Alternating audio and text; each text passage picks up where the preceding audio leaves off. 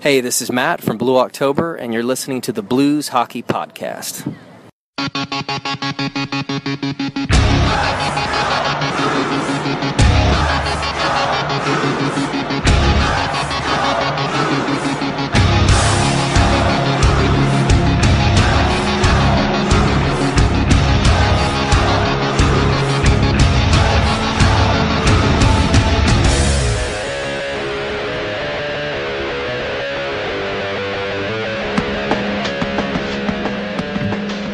Welcome back to the Blues Hockey Podcast. I'm your host, Jason, along with Chris. Yo. All right, and once again, we're coming at you with a disappointing week. Sadly enough, we're 1-2 this week. And, yeah, we got some other stuff to go over, though. We're going to go over our nominees for Blues Hall of Shame. We got a good contest to announce. We're going to try to keep it positive this whole time. And we're going to try.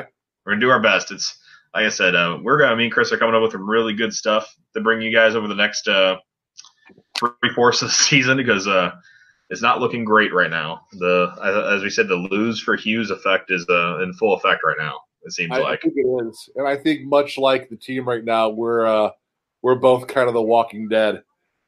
It's the injury bug has hit the locker room, and the illness bug has hit the podcast. We're all a bit under the weather.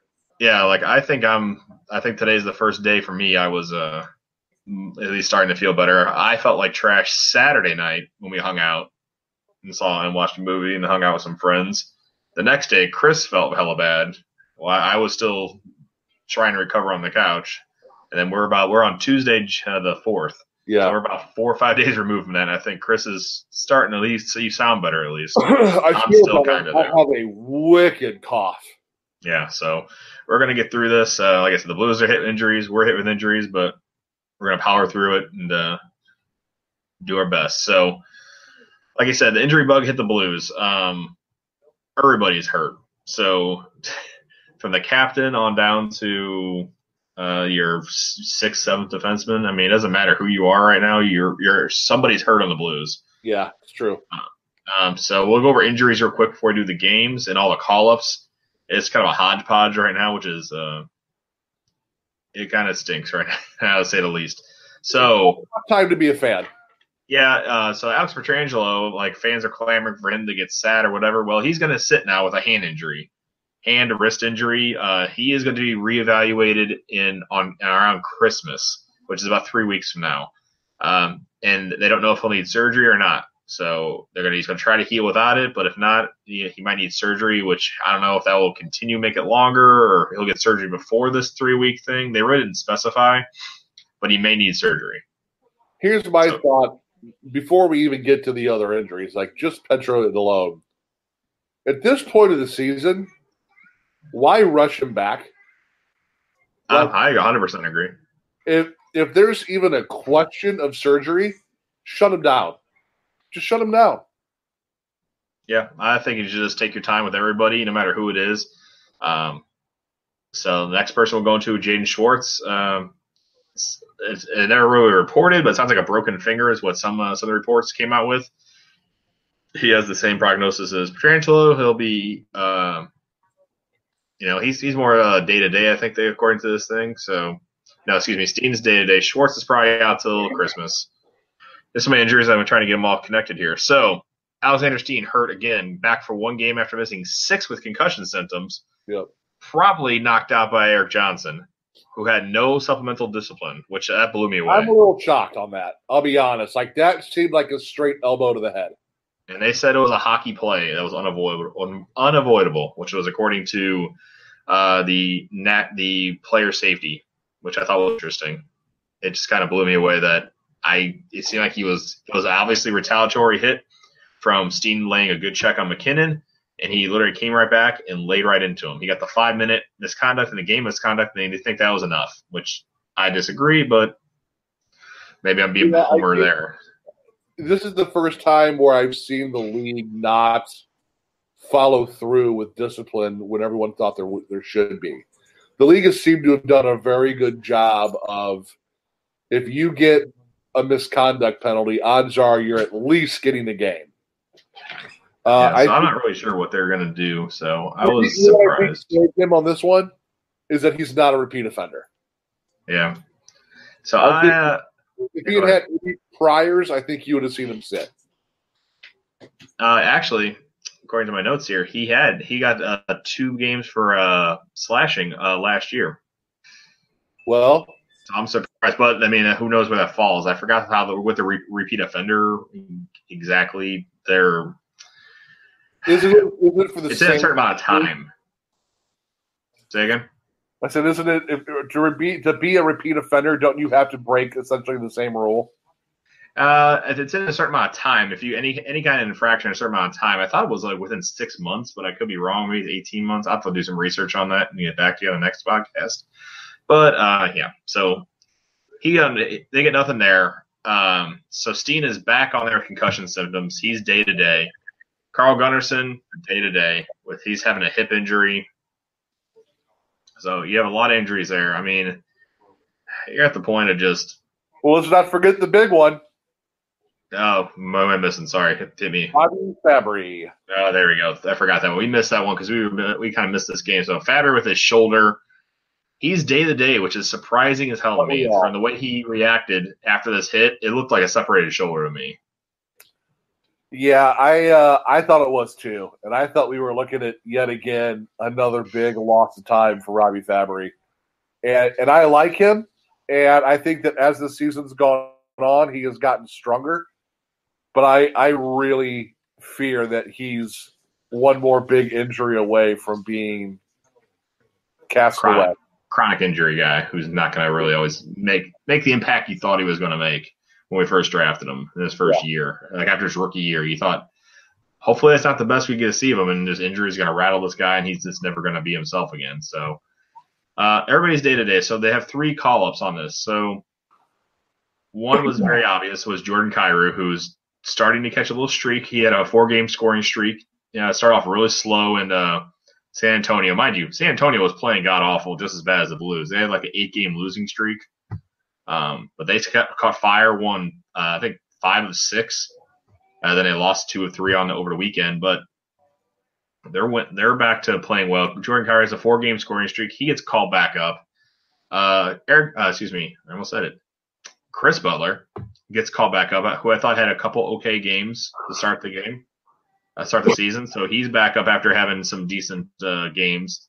And he was inserted into the lineup right away, at least for practice lines. And I guess a new guy, Jordan Nolan, gets his first Blues action this year. He gets called up after he has 13 points in the last 10 games in the AHL. So here's a guy who's won 2 cups with the Kings. He's obviously a 4th liner. So maybe he'll bring some of the grit and toughness to the 4th line. We'll see how that turns out. Sure. So those are the call-ups, and those are the injuries to start the week. These happened during the week, but we're going to go through the games real quick here. Little 3-game road trip the Blues have after having a bunch of games at home. Maybe they just need to reset, you're hoping, after having a disappointing couple games. They go to Detroit, who is one of the worst teams in the league for Wednesday night hockey. And, man, how boring was this first period for the Blues? This was not the most fun game in the world. Yeah, it was 15-4. The Blues are outshot in the first period. There's tons of penalties, and Jake Allen playing pretty well to hold them into it until the second period. Second period rolls around, and then just the floodgates just open. And yes, they did. Thomas Vanek gets a goal, his 3rd of the year, from Nyquist and De La Rose at the 4:22 mark. Andres Anthisiu is 11th, he has I think a 5-game scoring streak here from Green and Vanek. At the 11-minute mark, Tyler Bertuzzi gets his 7th from Glendening and Green. So 3-0, a little more than halfway through the period. So you're like, well, this one's over already. Because, I mean, they're rolling through this period too. And it's just as bad as the first period. And you think the Blues are not going to really do anything. David Perron has a very nice goal here, though. I'll say that much. Boy, yes. Pretty much does it himself after getting the pass from Pietrangelo at the red line and just dances around almost all 4 of the Red Wings who were on the power play and goes top shelf on Jimmy Howard. Excuse me, should I call him future Blue Jimmy Howard now? Well, I mean, It depends on who you're talking to. That's the only thing that made this game interesting was that, the day before the Blues played Detroit, all of a sudden the rumors pop up that the Blues are interested in Jimmy Howard. Yeah, and then according to the report, like, they want Robert Thomas and Jordan Kyrou. I was like, kiss my ass. You're not getting one of those guys. Absolutely not. Ridiculous. Like, that for a guy who's a UFA, who's 34 years old. I mean, he's had decent stats this year, but not worth that much for a guy who's not going to be a huge upgrade. Not even half that much. Yeah. So, Blues. You get Jake Allen, you get a draft pick. That's it. Yeah. That's why I said if you're going to do it, it's Jake Allen and somebody just to get his contract off the books for next year. That's about the only thing you're really getting out of the deal. Or a low prospect, somebody like Sammy Blais or somebody like that. That's not the highest I would go on it, but nobody really of note. So back to the game. Vladimir Tarasenko gets his 8th of the year off a really nice pass from Ryan O'Reilly and Vince Dunn at the 15-minute mark. So the Blues cut it to 3-2 after 2 power play goals.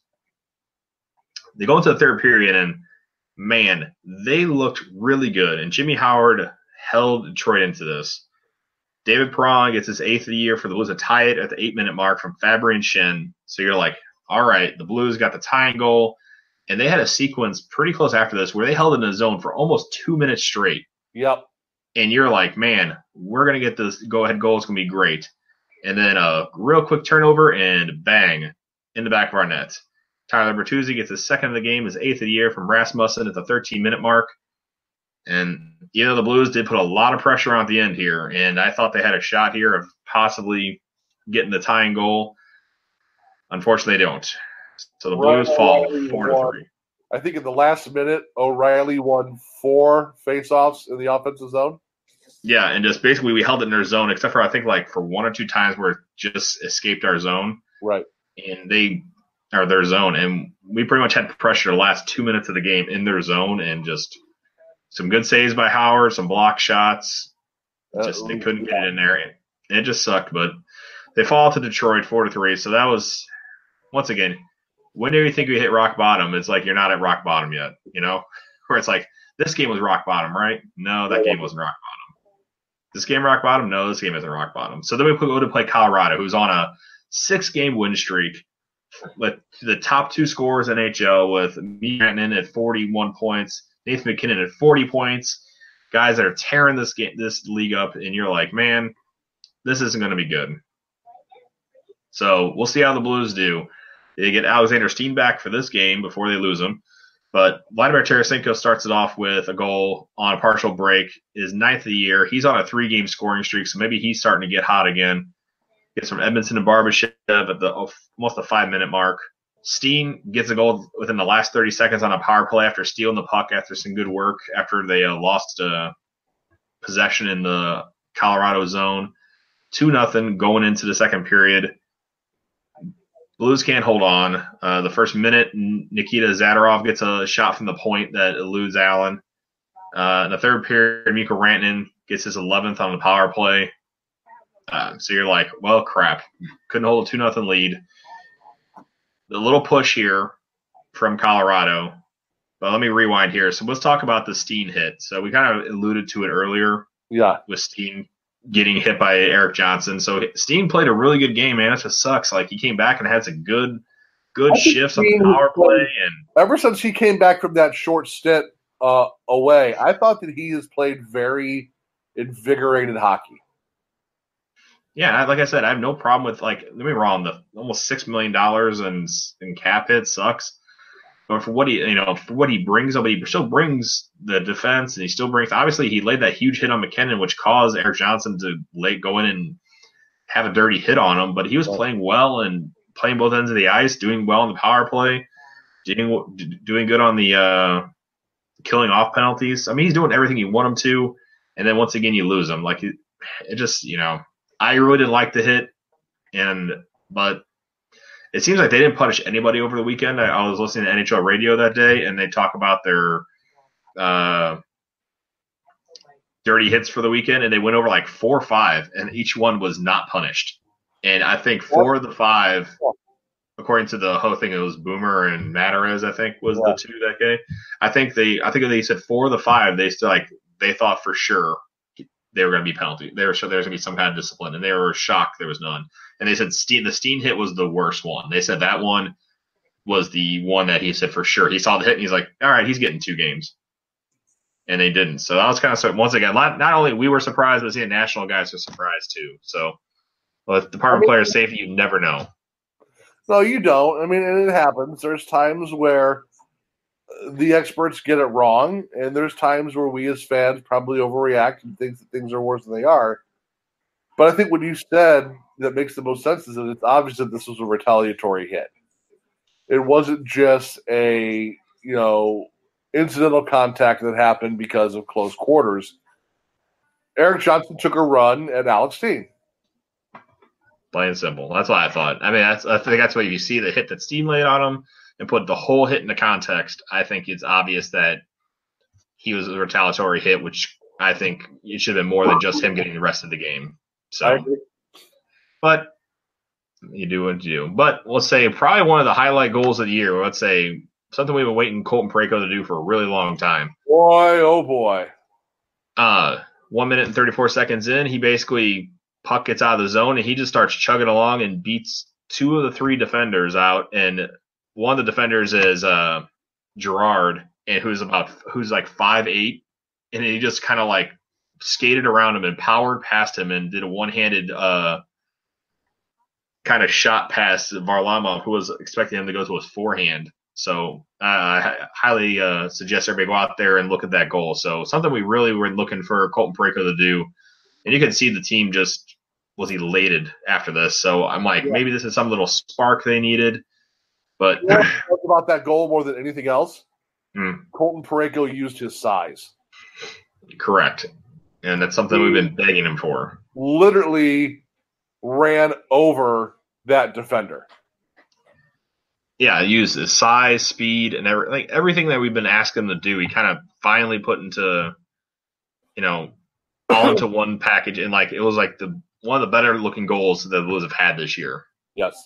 And man, the team was just so excited, and finally, I was like, man, maybe this is something that'll help propel them forward because they're facing a backup goalie who's, mind you, had a pretty. Go ahead. 2 division games in 2 weeks. Yeah, so I mean that's an improvement compared to what they have been. So, I mean, they beat Nashville and Colorado. So, they've beaten 2 teams, one convincing, one in overtime. So, I mean, you're getting points, which is good. And even in that Colorado game, we had to go to overtime, but the team looked good.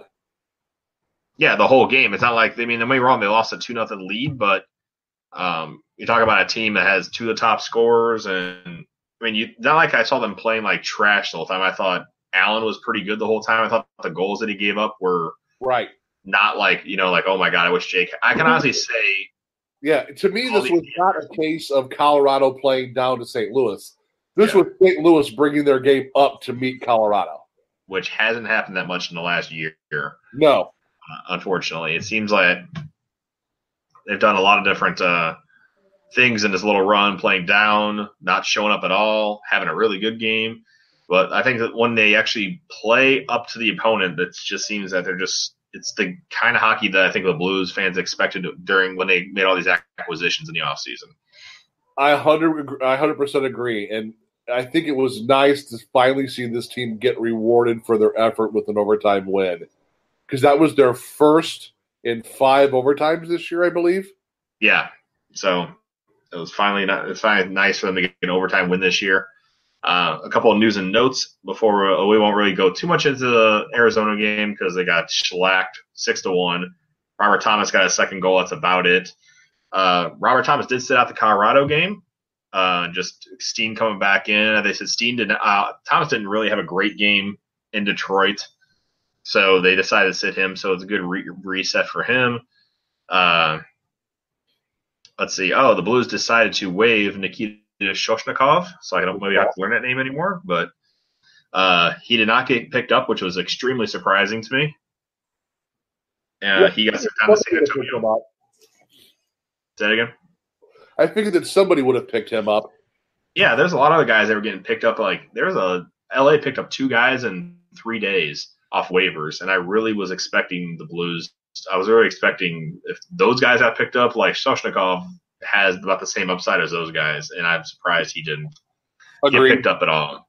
So he went down to San Antonio. So, and I was surprised he did not get one of the call backed up either. So it was actually Kyrou and Nolan instead of him. So it seems like he right now the guys that you kind of expect to be on the team, Thorburn and Shoshnikov, are down in the minors. So it's interesting how that worked out. Well, we can keep Thorburn down there as long as we want. Coming off a 1-game suspension too, so he got suspended for 1 game down there for. There's a big old fight. I don't know if you saw Bennington going after a whole bench the other game. They're losing 7-1, and the guy scored on him, and all of a sudden he just went crazy, went after the guy, and started yelling at their bench. And I was like, "Cool, call him up, and go after somebody on the other team." You pull a Billy Madison and go after someone with the skate. Or Happy Gilmore, rather. Sorry. Happy Gilmore. There you go. Happy Gilmore was on actually on the other day too. I watched it the first time in a long time. So good movie. Is that a hockey movie or a golf movie? Ooh, that's a see.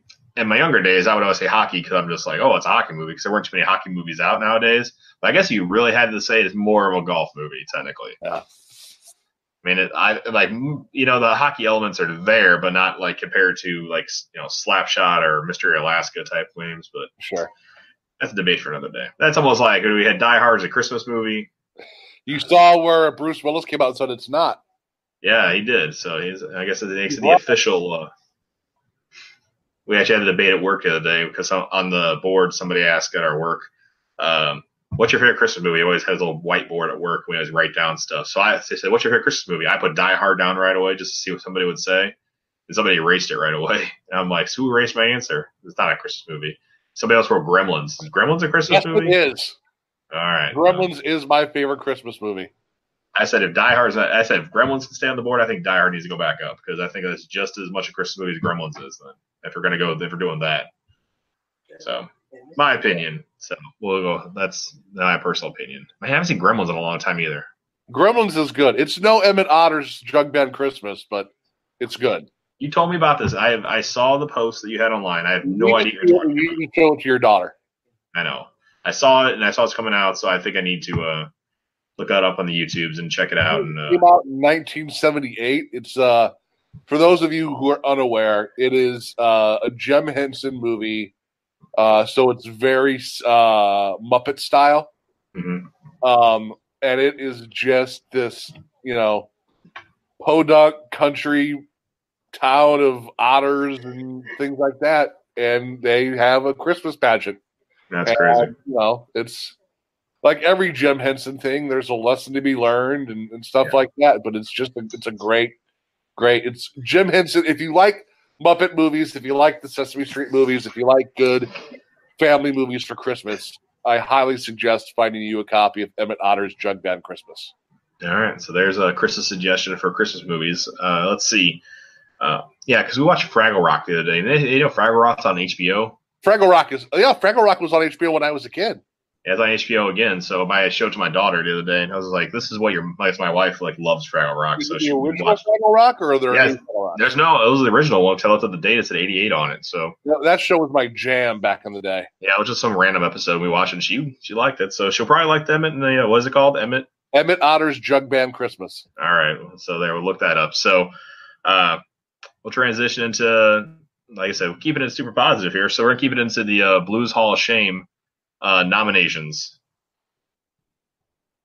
So here we are. So we came up with 4 nominations. So some are current, some are not current, but recently current. They're all former Blues. Nobody's on the current team. All well deserving of this high praise.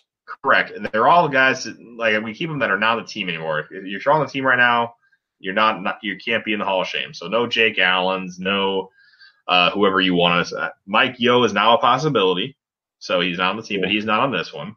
So he's now a possibility of being fired.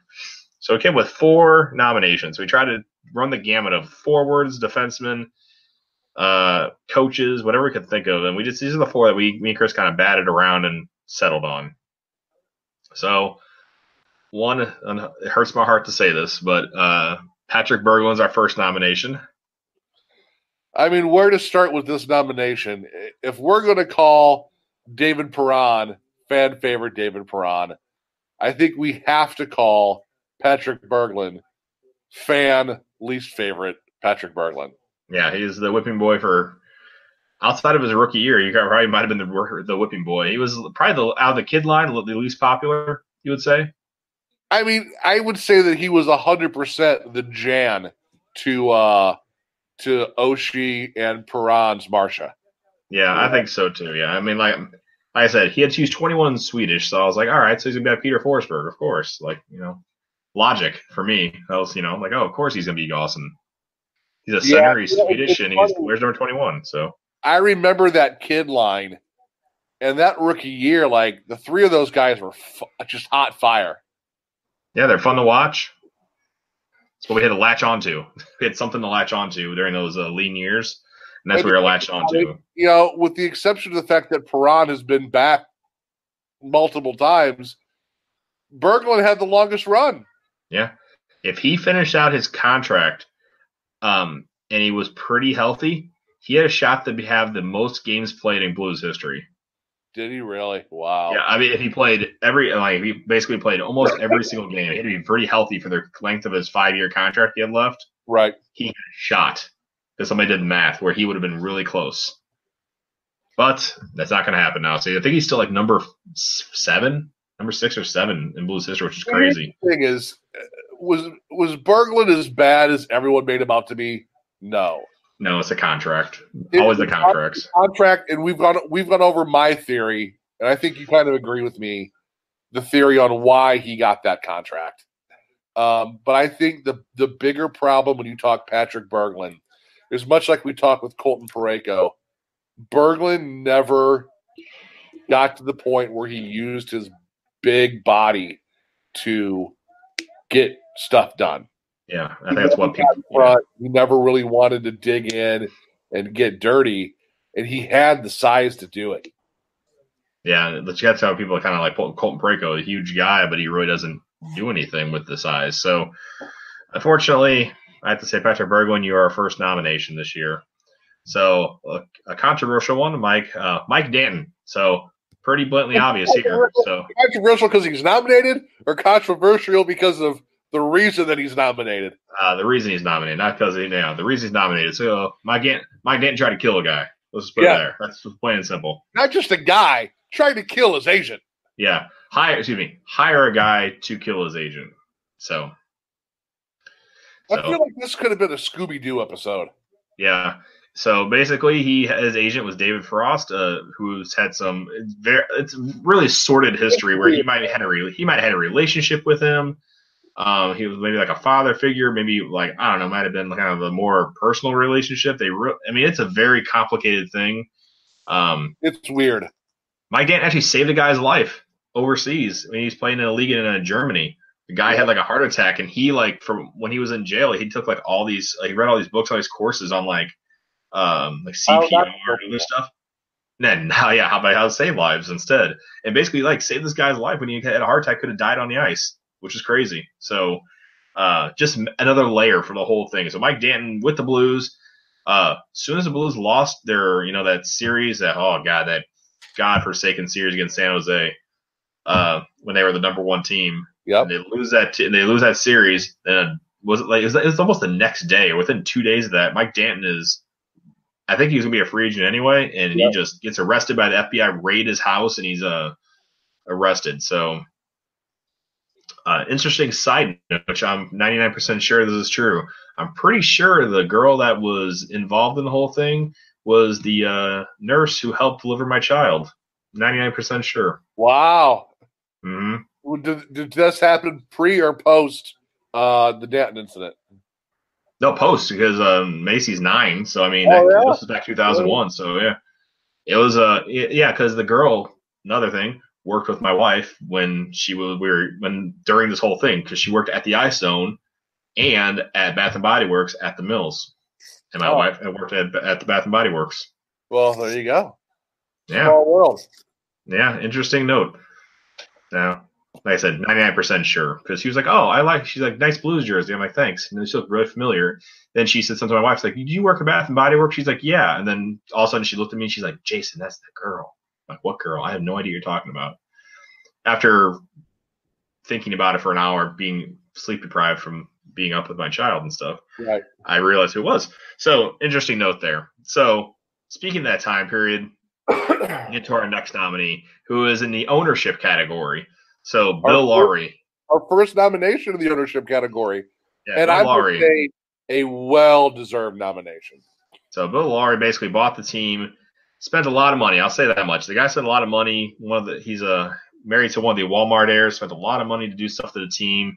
And then once he decided he wanted out, man, he basically put this franchise down for a handful of years. I think you can almost say they're maybe still struggling because of that deal. Oh, I 100% agree. I think that, it's hard to say that they're struggling because this is a team that's gone to the Western Conference Final. I say concessions and stuff, like the money aspect of it more than anything. 100%. I was just thinking on ice. But yeah. You're correct. Like overall business, yeah. He made a lot of deals that are still handcuffing this team to this day. And that's the parking, concessions, all that. But just from a on-ice standpoint, I will never forget being in LA and coming out of the lockout.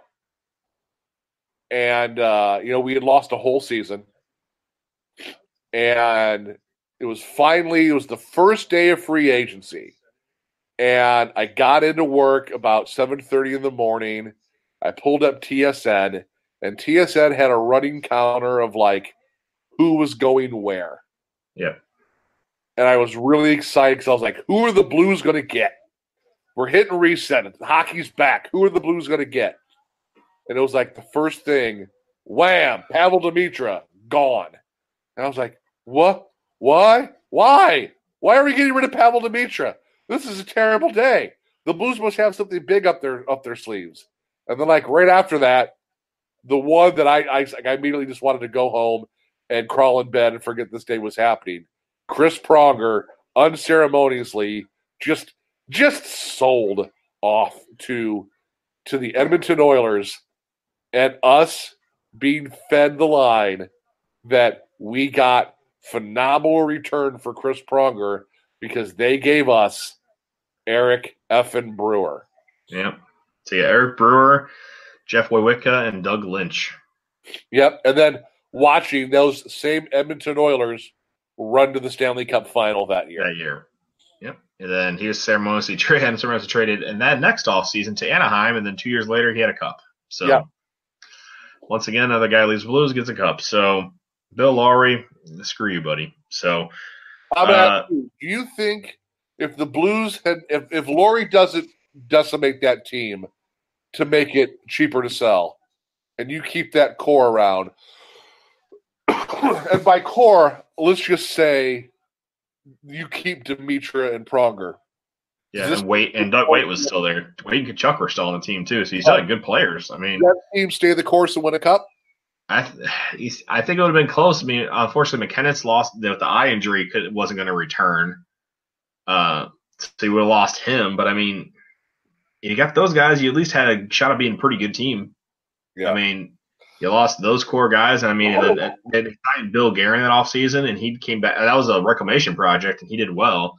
But then he was traded to San Jose for the pick that turned into David Perron. So, did I ever tell you about running into Bill Guerin in the hotel lobby when I was at the Winter Classic in Pittsburgh? No. I ran into him after the game. I was there with a band of mine that was picked to play in between periods. So they put us all up in the hotel that is attached to the arena that the Penguins play. And they bussed us to and from Heinz Field for the game. Well, after the game, there's a party. Well, the night before, there's a New Year's Eve party, and I saw Bill Guerin, but there was too much going on to see anything. But I ran into him in the hotel lobby after the game. And I walked up to him, and I handed him my Blues hat. And he just kind of looked at me, and I was like, hey, man, I've been a lifelong fan. I said, I really appreciate you for playing on a team where there was not a lot happening. I said, I really wish that the Blues would have made you an offer to stay.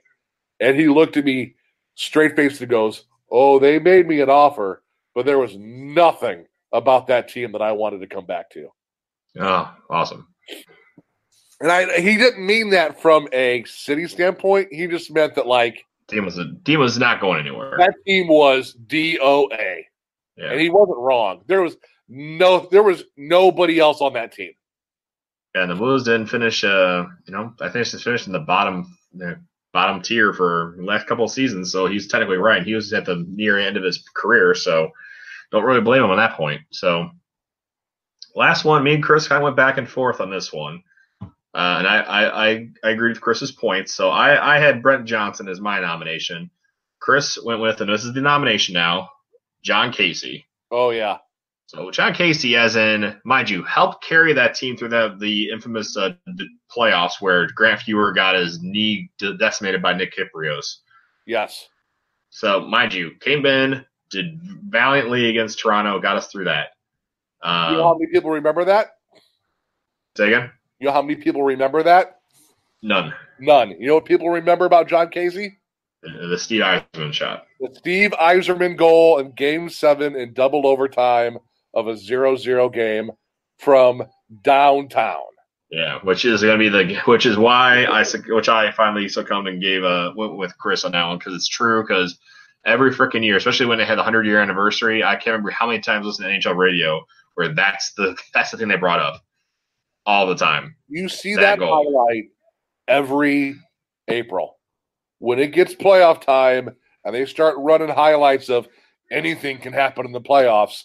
You see that shot and that stupid-ass celebration of Steve Yzerman just jumping up and down from center ice on his way down. And Casey, God love him, never saw the shot. Yeah, never. I think Murray Barron had a partial screen on him on there. And yep. Yeah, that's a tough one. Think about that team that year. Oh, yeah, that's the year we acquired Gretzky. Yep. Gretzky, Hall, Pronger, McKinnis, Pronger, Grant Fuhr, at least when he was in net. You had how many, like right there, all Hall of Famers right there. Yeah. Like obscene amount of Hall of Famers you had on that team.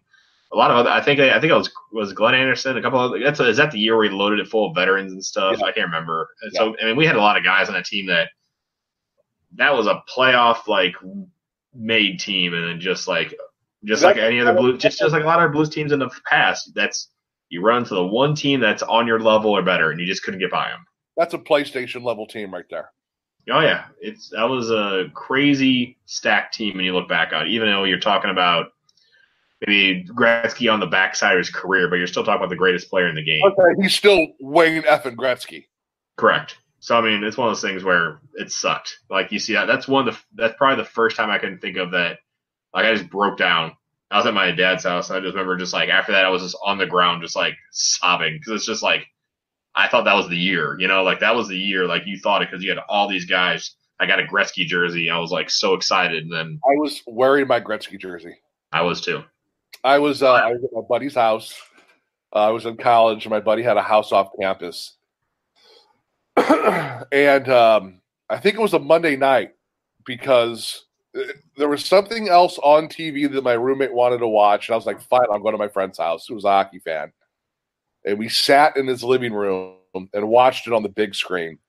And I remember when that goal went in, I just sat there in silence for I think like 20 minutes. Because I remember thinking not like this. Yeah. If we're going to lose, we're going to lose. But not like this. And that's the thing about hockey is that it can happen so fast. And it can happen, and it usually does happen on goofy, weird goals. Like the only other goal that I think as a hockey fan would be more crushing to me would be to be a Philadelphia Flyers fan on that overtime goal that Patrick Kane scored to win the Stanley Cup when for like 15 seconds, nobody knew what happened. Anything except Patrick Kane, who's celebrating.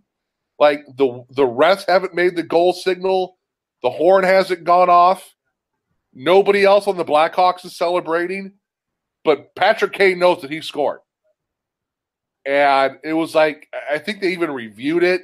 And like, because it happened in Philadelphia. And it was the most anticlimactic overtime Stanley Cup clinching moment I've ever seen. And it's the only thing that made me go, wow, man, that really sucks for those fans. And that's what made me think of that. The first thing that popped in my mind was they got to feel how I felt watching that Yzerman goal against the Blues. Yeah, that was brutal to say the least. So those are 4 nominations: Patrick Berglund, Mike Danton, Bill Lowry, and John Casey. So that'll be on Twitter. So I want you to vote. We'll leave that up until for the week. We'll leave it up for about a week, and we'll see what happens. And hopefully, and then we'll give you guys an answer on the next podcast. Who is the new nomination? Who is the newest inductee into the Blues Hall of Shame? So, last bit of business is we're going to go into Chris's really fantastic idea. So I'm going to let Chris do more explanation than me. So, Chris, why don't you go ahead and let people know our kind of the idea that you have for our latest giveaway? Well, so I had sort of a cold medicine-induced epiphany over the weekend. And obviously times are rough for us Blues fans. And it's the season where when we were kids, we'd always put our wish list together. And we'd always ask Santa for things that we wanted. And so I want everyone who's listening to the show, sit down and imagine that Santa is a hockey fan. And Santa has the ability to bring you one thing that you think can fix this hockey team. Now, it has to be something realistic. If you say a trade, then you need to say who you want traded in and who you want traded out. And it has to be a realistic trade. It can't be, I want the Blues to trade Sammy Blais for Alex Ovechkin. Right. So it's got to be something legit. And it can be anything you want. It can be, who you think the next permanent head coach should be and a reason why, or if it is a trade, or if it's a line shakeup, or whatever it is. It could be a Blues getting a certain draft pick, for all you can say. Yep. Whatever you, if you had a chance to sit down with Hockey Santa Claus and say, Santa, please bring the St. Louis Blues this, and submit it to us. And we are going to give whoever we think has the best wish for Santa. We're going to narrow it down to 3 finalists. And then we will post the 3 finalists online, and we'll give you a vote. And the winning person's going to win a blue stocking. And in that stocking will be one of our podcast T-shirts, and you'll obviously have to tell us what size you need. Mm-hmm. There will be a St. Louis Blues 50th anniversary flag. Correct. There will be a pair of St. Louis Blues winter gloves that you can use while using your smartphone. Yep. Blues calendar as well. A Blues 2019 team calendar from opening night. Yep. And the big one. And the big one is an autographed 8x10 of Mr. Blue himself, Brett Hull. So a little bit of everything there, a little bit of the past, a little bit of the present. So a good little prize pack and a very awesome idea by Chris. So I will be posting pictures, and I'm going to be putting a bunch of this stuff. If you listen to this a little maybe later, this podcast will be posted during the game against the Oilers tomorrow night, December 5th. That's when I'm going to also post a contest out there. It'll be on Twitter and Instagram, Facebook. I'm going to take submissions from all. I'm going to be really make sure I get everything. 1 submission per person. So if you put it on there, each one of the socials, I'm only going to take one of those. So I had people trying to do that last time I did one. So I'll just take 1 submission per, I guess, social. But we're going to have it on all of them. So make sure you do that. So really good idea. I'll post a picture of the stocking a little bit later. Like I said, the T-shirt, you just let me know what it is, and I'll have Glassbanger send it out to you. I'll order it and make sure it gets sent to you whatever size you need. So, once again, thanks everybody. So during the holiday season, show our appreciation for everybody listening to the show and participating in all the online stuff we do. So really grateful for everybody. So instead of me rambling, we'll wrap things up. So look, if I can echo off that, we are extremely grateful. I mean, especially this season. Look, man, it's hard for us to sit down every week and talk about this team. It's got to be hard for you guys to listen to it. There's not a lot to be excited or happy about right now as Blues fans. But you guys still come every week and you listen to us two idiots talk about hockey and talk about this team. And this is just our way of finding a way to get back. Yeah, so hopefully the Blues, turning around. I guess there's still technically time. They're only 25% of the way through, a little over 25% of the way through the season. I guess crazier things have happened. The Blues are further about. They had a little bit more points than this when they had that crazy run. When they lost to Vancouver in the first round, they went 25-8-3. Yeah, the rest of the way. So it's highly possible to go the rest of the year and have this crazy run. It still could come together. Who knows? Not sure. If not, I'm kind of one way or another. If they're going to run, let's make the run and go for playoffs. Great. Go for it. I hope they do well and get into playoffs. But I'm at the point of if they're going to lose and suck, man, go for it. Really suck. Really suck. Yeah, go for it and make sure you get one of the top 2 picks. Yes, I agree. If you're gonna play well, and let's get into the playoffs. That's where I'm at. If you're gonna suck, man, you just suck and tank this season. Then let's go back to the 05-06 year when I worked there. Let's just make sure nobody's there. I 100% agree. So that's what I mean. If you're gonna play your hearts out and get us into the playoffs. If you're gonna be a joyless team and bring no joy to anybody, go that way. Let's get a high draft pick and reset this thing. So, anyways, let's wrap it up there. Find us on Twitter at Blues Hockey NHL. Chris is at Hossapalooza. And also on Facebook is Blues Hockey Podcast, as well as Instagram, Blues Hockey Podcast. So those are 3 places you will find our contest that we just talked about. So we'll call it the Blues Hockey Podcast Stocking Extravaganza Palooza. Rolls off the tongue. Short and sweet. Like everything we do. Yeah. So also YouTube is where to find us, and our website blueshockeypodcast.com and .net. So we're working on .org and .edu. Correct. And like I said, the Tinder profile is, and that's a long thing to do. So that's a lot longer than I thought it'd be. So we'll wrap it up there. So I think that's good. We'll have this contest will be good. We got some other stuff in the works, which we'll be slowly rolling out throughout the year. And we're going to start trying some new stuff because, like I said, we're planning ahead in case it's going to be hard to talk about the Blues. We're planning for a long winter. Yeah, so hopefully it's not. Like I said, I'd rather talk about fun stuff and us rolling through teams, but in case that doesn't happen, we got some fun stuff to spice up the podcast. So thanks for listening to us, and then we'll talk to you guys next week before the holidays. See ya.